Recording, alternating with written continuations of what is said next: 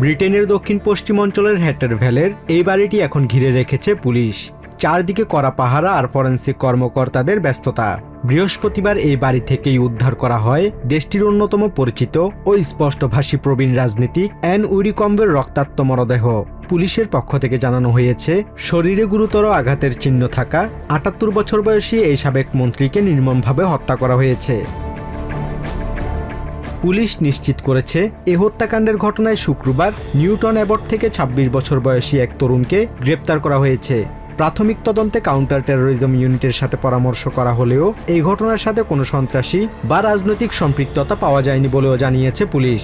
We can confirm that a 26-year-old man was arrested at an address in Newton Abbot this afternoon on suspicion of the murder of Anne Widdecombe.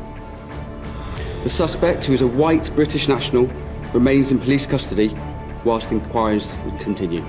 Conservative পার্টির সাবেক প্রধানমন্ত্রী জন মেজরের সরকারের এই কনিষ্ঠ মন্ত্রী পরবর্তীতে Nigel ফারাজের populist দল reform ইউকের অভিবাসন ও বিচার বিষয়ক মুখপাত্র হিসেবে দায়িত্ব পালন করেন। তার এই মৃত্যুর খবর ছড়িয়ে পড়তেই ব্রিটেনের রাজনৈতিক অঙ্গনে নেমে এসেছে শোকের ছায়া।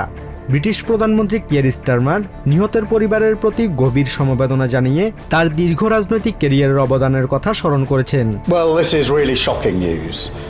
And my thoughts, I think all of our thoughts, will be with the family and friends of Anne Widdecombe at this awful time for them. Anne was a distinguished politician over many, many years with many achievements, and it's a huge, huge loss. Police ঘটনার তদন্তে CCTV footage ও তথ্য সংগ্রহের জন্য একটি বিশেষ portal চালু করেছে এবং সামাজিক মাধ্যমে এই হত্যাকাণ্ড নিয়ে কোনো ধরনের গুজব না ছড়ানোর অনুরোধ জানিয়েছে। একজন প্রবীণ ও বিশিষ্ট রাজনীতিকের এমন মর্মান্তিক বিদায় পুরো ব্রিটেনকে এক গভীর ক্ষোভ ও শোকের সাগরে ভাসিয়ে দিয়েছে। Basudev Nath, TVN24 news desk.